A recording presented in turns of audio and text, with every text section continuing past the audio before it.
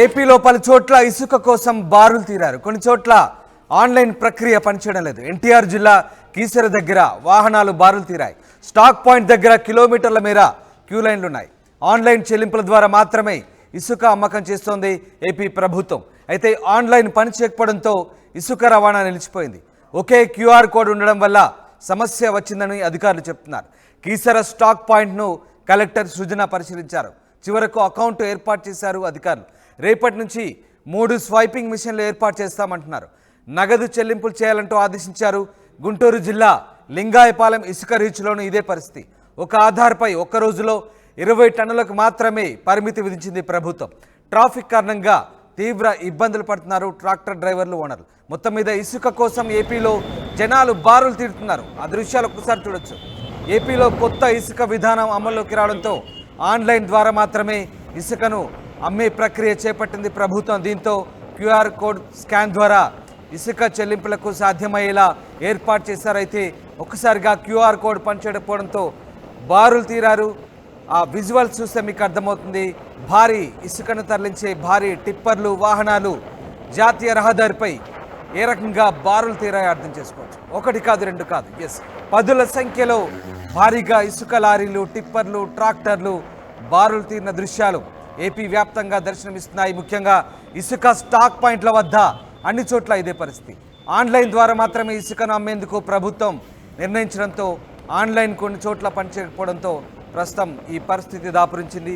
అయితే రేపటి నుంచి ఇలాంటి పరిస్థితులు తలెత్తకుండా చర్యలు తీసుకుంటామంటూ అధికారులు చెప్తున్నప్పటికీ కూడా కొన్ని చోట్ల ఆన్లైన్ ప్రక్రియ పనిచేయకపోవడంతో ఇప్పటికే వాహనాలు పెద్ద ఎత్తున బారులు తీరడంతో ఒక్కసారిగా వాహనదారులు అలాగే డ్రైవర్లు ఇబ్బందులు పడుతున్న పరిస్థితి. అయితే ఇసుక రవాణాకు సంబంధించి ఈ పరిస్థితులు తలెత్తకుండా చర్యలు తీసుకుంటామని అధికారులు చెప్తున్నారు.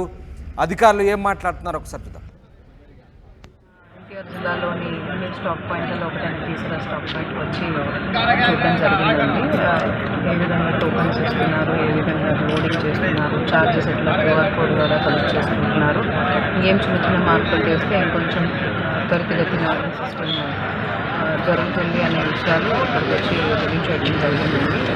స్మూత్గా జరుగుతున్న డిమాండ్ ఎక్కువ ఉంది కాబట్టి మా జిల్లాలో ఇదే పెద్ద స్టాక్ పాయింట్ కాబట్టి ఇంకా 2-3 పాజిటివ్ మిషన్స్ పెట్టి ఇంకాస్త త్వరగా అయ్యేటట్టు ఏర్పాట్లు చేసి ఎవరికి ఇబ్బంది లేకుండా ఎన్టీఆర్ ఈ ట్రాన్సాక్షన్ ఇబ్బందులు పడుతున్నాయని చెప్పి డ్రైవర్లు మాకు యాక్చువల్గా ఏమంటే మాకు ఒక అకౌంట్ ఓపెన్ చేయమన్నారు. ఒక account district collector and district chairman of the DLIC and deputy director mines ఇద్దరు పేరుతో జాయింట్ అకౌంట్ ఓపెన్ చేయమన్నారు. ఆ అకౌంట్ ఒకటి ఓపెన్ చేసాము. ఆ అకౌంట్ ద్వారా యూపీఐ నెంబరు మనము క్రియేట్ చేసి ఇప్పుడు ట్రాన్సాక్షన్ చేయడానికి పెట్టాము, డిస్ప్లేలో పెట్టాము. అయితే ఏమవుతుందంటే క్యూఆర్ కోడ్ స్కాన్ అవ్వడానికి ఒకే టైంలో 8 పాయింట్ డిపోల్లో ఉన్నాయి. 8 డిపోల్లో కూడా ఒకే టైంలో ఒకే అమౌంట్ చేయడం వలన టెక్నికల్ ఎర్రర్ వస్తుంది. అందువల్ల కొన్నిసార్లు ట్రాన్సాక్షన్స్ ఫెయిల్డ్ వస్తుంది. దాన్ని రిజాల్వ్ చేయడం కోసం అని చెప్పి 8 క్యూఆర్ కోడ్లు తీసుకుని, ఐడి నెంబర్లు తీసుకుని ఎక్కడికక్కడ మిషన్ ఉంటుంది, ఆ మిషన్లు పెట్టేసి మిషన్ ద్వారా చేయడానికని ఇప్పుడు బ్యాంకులో అప్లై చేస్తున్నాము. ఆ ప్రాసెస్ జరుగుతుంది. సాయంత్రానికి అది డిజాల్వ్ అవుతుంది. ఆ ప్రాబ్లం ఆన్లైన్ ట్రాన్సాక్షన్ ద్వారా ఇప్పటి వరకు మనకు సుమారుగా 40-45 వెహికల్స్ లోడ్ అయినాయి. ఒక్కొక్క వెహికల్ లోడ్ అవ్వడానికి రీచ్లోకి వెళ్ళి లోపలికి వెళ్ళి లోడ్ అయి రావడానికి ఆ డిపోలోకి వెళ్ళి 30 నిమిషాలు పడుతుంది టైము. అందువల్ల కొంచెం స్లోగా రన్ అవుతుంది. రెండోది ఈ స్కానింగ్ ప్రాబ్లం అవడం వలన కూడా సేమ్ టైంలో వేరు డిపోల్లో ఒకేసారి చేయడం వలన కూడా క్లాష్ అవుతుంది అనమాట. దానివల్ల కొంత ఫెయిల్ అవుతుంది. కలెక్టర్ గారికి చెప్పాము. కలెక్టర్ గారు కూడా దానికి నెక్స్ట్ సొల్యూషన్ ఏంటన్నది మాకు చెప్పారు. దాని గురించి మేము 8 ఐడీలు తీసుకుని సపరేట్ మిషన్లో 8 డిపోల్లో కూడా పెడుతున్నాము. ఇక్కడ ఎక్కువ డెన్సిటీ ఉంది కాబట్టి ఇక్కడ ఎక్కువ మిషన్లు ప్లస్ ఇంకా లోడింగ్ కూడా ఇంకో మిషన్ కూడా పెట్టమన్నారు.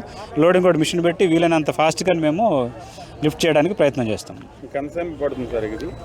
ఇది కంటిన్యూ స్టాక్ ఉన్నంత వరకు కూడా ఇది కంటిన్యూ అవుతుంది.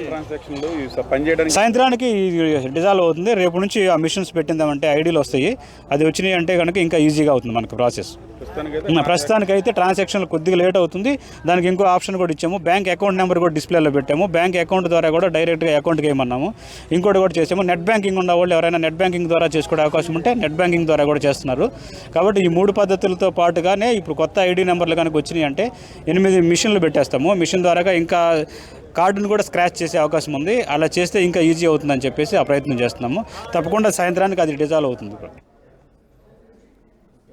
ఆన్లైన్ పని చేయకపోవడంతో ఇసుక రవాణా నిలిచిపోయింది ఏపీలోని కొన్ని ప్రాంతాల్లో. ఒకే క్యూఆర్ కోడ్ ఉండడం వల్ల సమస్య వచ్చిందని అధికారులు చెప్తున్నారు. ముఖ్యంగా కీసర స్టాక్ పాయింట్ను కలెక్టర్ సృజన పరిశీలించినప్పుడు కిలోమీటర్ల మేర వాహనాలు బారులు తీరి ఉండడానికి గమనించారు.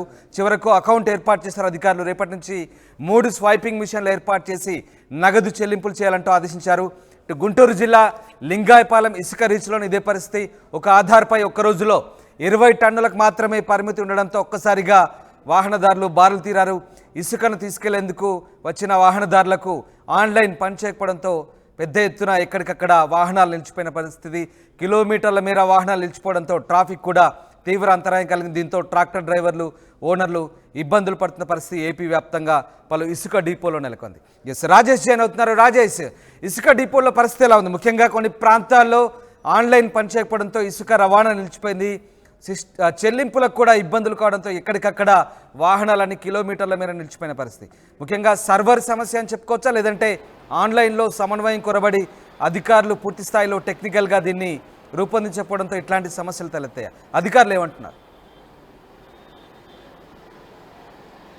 అంటే నిన్నటి నుంచి ఆంధ్రప్రదేశ్ వ్యాప్తంగా ఉచిత ఇసుక విధానాన్ని తీసుకురావడంతో పాటు ఆన్లైన్ విధానాన్ని గత 5 ఏళ్ల కాలంలో మాన్యువల్గా మాత్రమే ఇసుక కొనుగోలు అనేది జరిగేది. కానీ మాన్యువల్గా పెద్ద ఎత్తున అవినీతి జరుగుతుందని ప్రభుత్వం గుర్తించి ఆన్లైన్ ద్వారానే పూర్తిగా ఇసుక విక్రయాలు జరగాలనేది రాష్ట్ర ప్రభుత్వం నిర్ణయించింది. కాబట్టి ఆ ప్రక్రియ నిన్న నుంచి ప్రారంభించింది. అయితే స్టాక్ పాయింట్ వద్ద ఎక్కడైతే ఇసుకను లోడింగ్ చేసుకుంటారో అక్కడ స్టాక్ పాయింట్ వద్ద ఏర్పాటు చేసినటువంటి ఆన్లైన్ చెల్లింపులు అనేవి కొంత ఇబ్బందికరంగా మారాయి. దానికి ప్రధాన కారణం ఏంటంటే కేవలం ఒక జిల్లాకు సంబంధించినటువంటి కేవలం మైనింగ్ శాఖకు సంబంధించినటువంటి అకౌంట్ని ఓపెన్ చేసి ఆ అకౌంట్ ద్వారా మాత్రమే లావాదేవీలను జరుపుతున్న నేపథ్యంలో ఆ అకౌంట్కు ఉన్నటువంటి క్యూఆర్ కోడ్లు అనేవి కేవలం స్టాక్ పాయింట్ వద్ద ఒకే క్యూఆర్ కోడ్తో 4-5 స్టాక్ పాయింట్ల వద్ద అదే పెట్టడం వల్ల ఒకేసారి చెల్లింపులు చేసే సమయంలో మొత్తం కూడా సర్వర్ అంతా కూడా కొంత ఇబ్బందికి గురై సర్వర్ పనిచేయట్లేదు అనేది అధికారులు చెబుతున్నారు. దీనిలో భాగంగానే ఆ సమస్యని ఈరోజు ఐడెంటిఫై చేశారు. కాబట్టి ఒకే లోడింగ్ పాయింట్ వద్ద ఒకే స్టాక్ పాయింట్ వద్ద 4-5 క్యూఆర్ కోడ్లకు సంబంధించినటువంటి ఆన్లైన్ చెల్లింపుల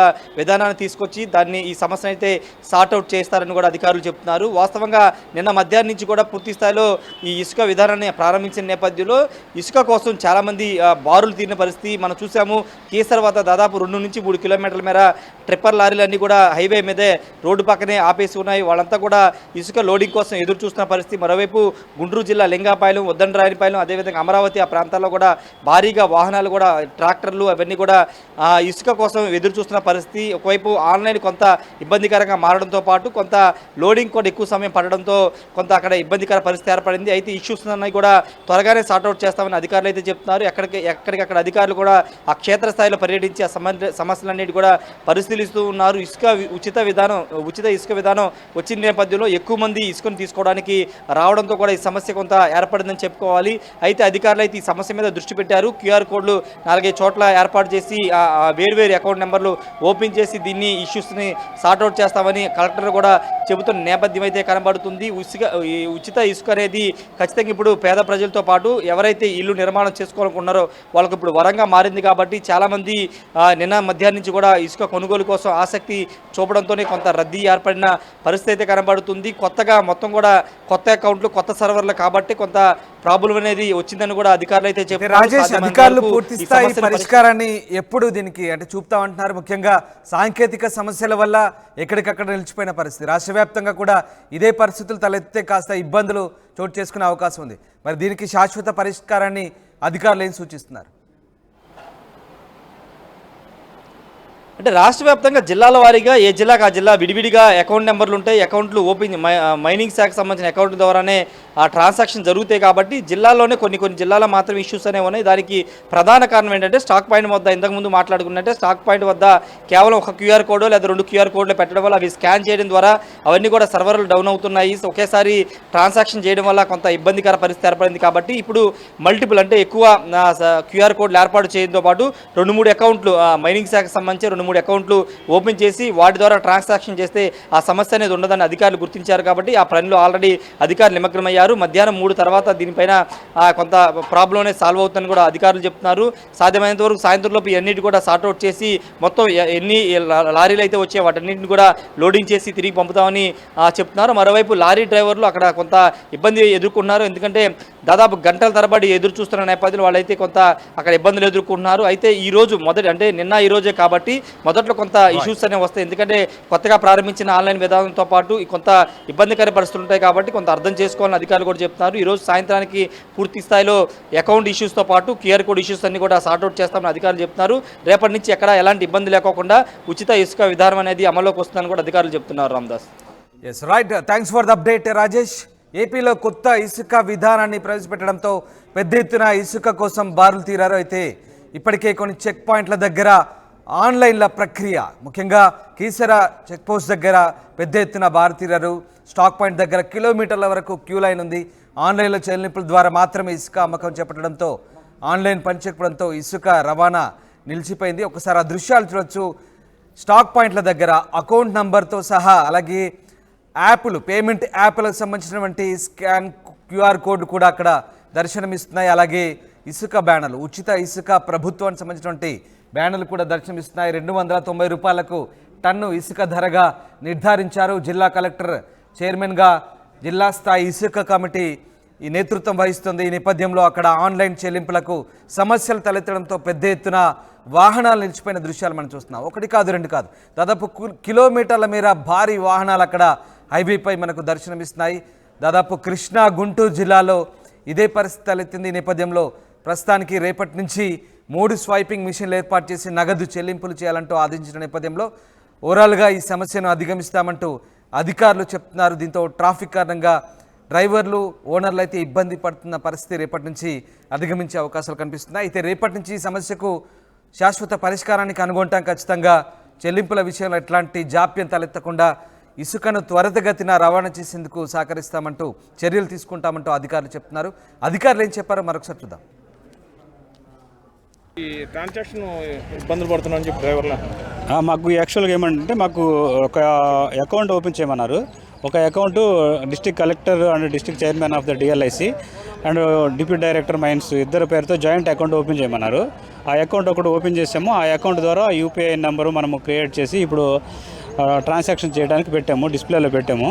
అయితే ఏమవుతుందంటే QR కోడ్ స్కాన్ అవ్వడానికి ఒకే టైంలో 8 పాయింట్ డిపోల్లో ఉన్నాయి. 8 డిపోల్లో కూడా ఒకే టైంలో ఒకే అమౌంట్ చేయడం వలన టెక్నికల్ ఎర్రర్ వస్తుంది. అందువల్ల కొన్నిసార్లు ట్రాన్సాక్షన్స్ ఫెయిల్ వస్తుంది.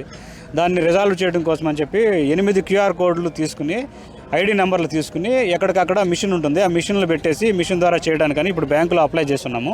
ఆ ప్రాసెస్ జరుగుతుంది. సాయంత్రానికి అది డిజాల్వ్ అవుతుంది. ఆ ప్రాబ్లం